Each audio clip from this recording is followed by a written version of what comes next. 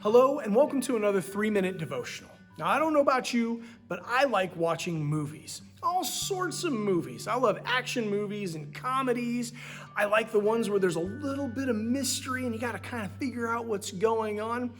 I don't like scary movies or horror movies though. I usually stay away from those. But man, give me a great superhero movie, I'll watch that all day long. But have you ever noticed at the end of the movie, you usually turn it off as the credits roll?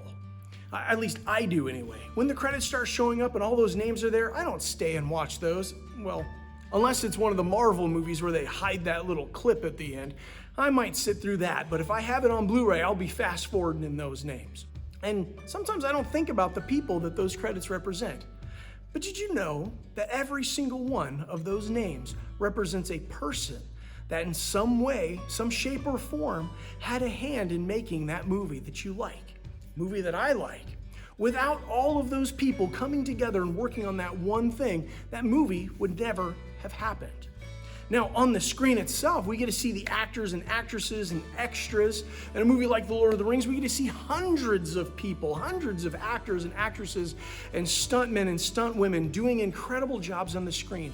But they only represent a small fraction of the people that are involved to make that film reality. Did you know it's the same way with the church?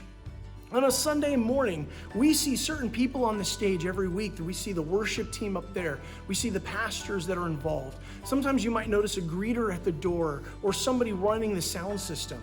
But you know, they're just like the actors and actresses in the movie.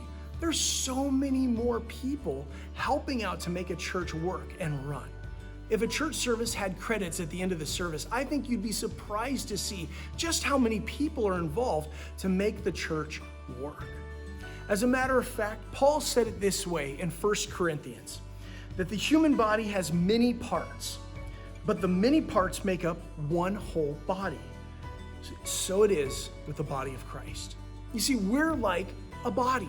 Each one of us represents a different part of the body that makes up the church. Some of us might be fingers, some of us might be toes, you might be an ear or a nose. I don't know what you are, you could be an elbow. But did you know that without all the parts working together, the body doesn't work right? Without a foot, you're only going to be walking in circles. Without an arm, you can only reach out so far. We are literally called the hands and feet of Jesus here on this earth. And just because your role in the church isn't up there on the stage every Sunday speaking, doesn't mean that your role is insignificant. Every single one of us has a part to play, and your part is crucial for the body of Christ to move forward. The body wouldn't be the same without knees, or toes, or fingers, or eyes, or ears, or any other part on it. You are needed in the body of Christ. And it's when all of us work together that we get to see His church go places that it's never been before. So this week, if you're feeling discouraged about the role that you think you have, be encouraged instead. Every part that you play, every piece that you add to the puzzle, every role that you fulfill and every service that you do, whether it's cleaning the toilets or shaking hands at the door in the morning or even speaking on the stage, every single one of those parts fit together to make a healthy church. Thank you so much for joining me for today's 3-minute devotional. Until next time, be blessed.